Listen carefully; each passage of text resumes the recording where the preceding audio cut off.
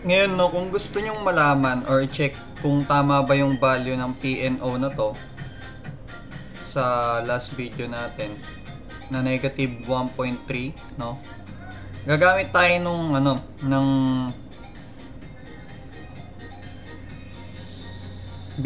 visualization method, no? Paano 'yon, no? So gagawa lang tayo ng diagram. Paano 'yon? Sa per case siya. Katulad dito.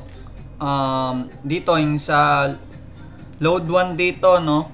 Chinek natin kung inside ba siya o outside. Negative lumabas, so inside to. So check na natin kung talaga bang inside siya, no? Ganito pan-check, no? Tapos pwede nyo rin to gamitin, no? Sa ibang problem. Kung gusto nyo talagang i-check kung tama ba talaga yung formula, ganito gagawin nyo. Di ba nga, sabi, no, etong summation of moment at load, no, at certain load, no, katulad nito, yung summation of moment at P1, summation of moment at P2, summation of moment at P3, and so on. Pag dinivide mo yung mga value na yan, no, sa resultant, makukuha mo yung corresponding distance ng load na yon with respect to resultant, sa resultant, no. So, given by that information, makakagawa tayo ng ganitong diagram, no? Pero in this case, sa case 1, no? Sa case 1, sabi, drawing tayo.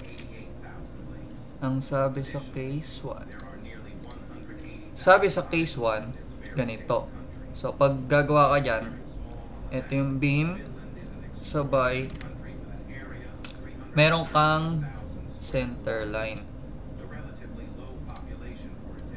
Ano itong center line mo, no? Syempre, kung andyan ang center line mo, no? Kung nandyan yung center line mo, syempre yung half ng span is L over 2, which is 7.5, no? Sabay sa may case 1, ano bang distance ng ng P1 sa resultant? Ito nakalagay, diba? 7.4. So 7.4 divide 2, 7.4 divide 2, ano yan? 3.7. So 3.7 to, yung distance na to. Sabay ito 3.7. Then, diba? Tapos, ito yung P1, the result.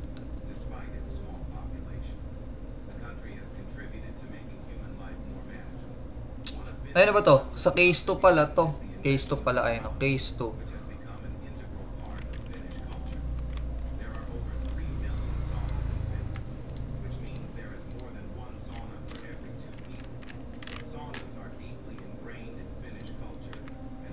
Case 2 siya.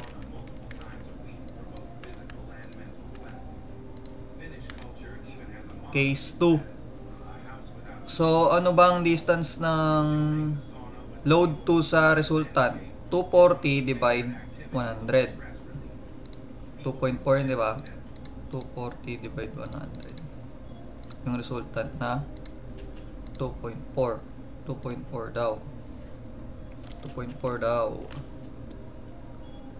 2.4. Sabay 2.4 to, di ba? Ay, hindi. 2.4 pa pala, sabay di-divide mo sa 2.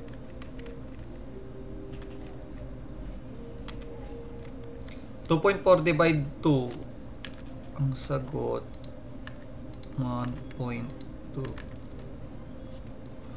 1.2, di ba? 1.2 daw yan, di ba?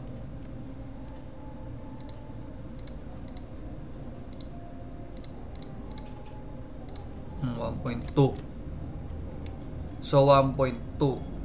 Sabay, ang distance ni P1 kay P2 is 5. So, lagay mo dyan. Diba? 5 yan. Ayun, no, dito yung nakuha, no. Distance ni P2 kay P1 is 5. Ito. So, pag pinag-add mo to, no, yung distance na yan, 6.2. 6.2. Sabay, 6.2 nandito. Ano yung nandito?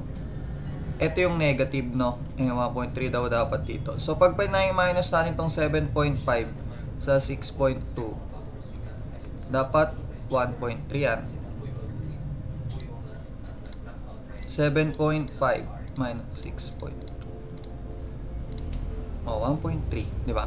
Ganun lang siya i-check. Sabay dito sa mga ibang case, no, check nyo rin.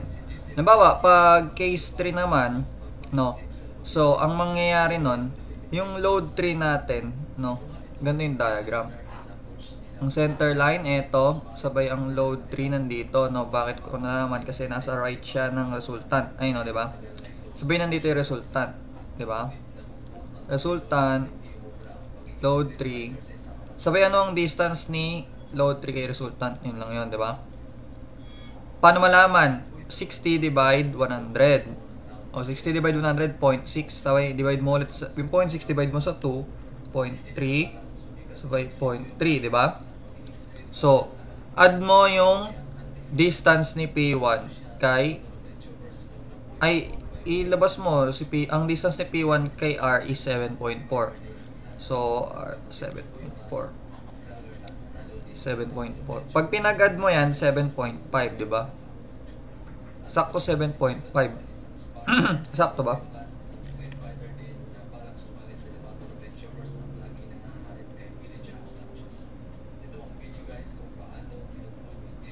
Tingnan natin, i-calculate na natin. Ba't ko in-X yung calculate? Diba? 60 divide 100,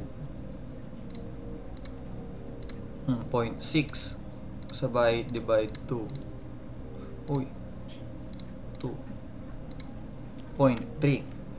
0.3. Sabay ang distance ni P1 kay resultant is 7.4. So, add mo yan, 7.4. Sabay sa may case 3.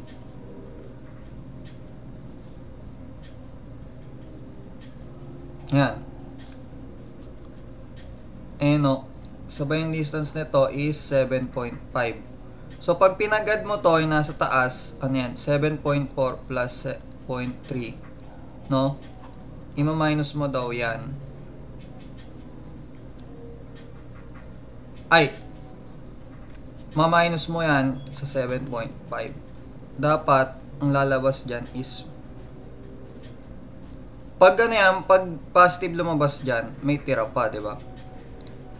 So, 7.5 minus 0.4 plus 0.3. No, negative 0.2. Ibig sabihin yan lumabas. Bakit lumabas, no?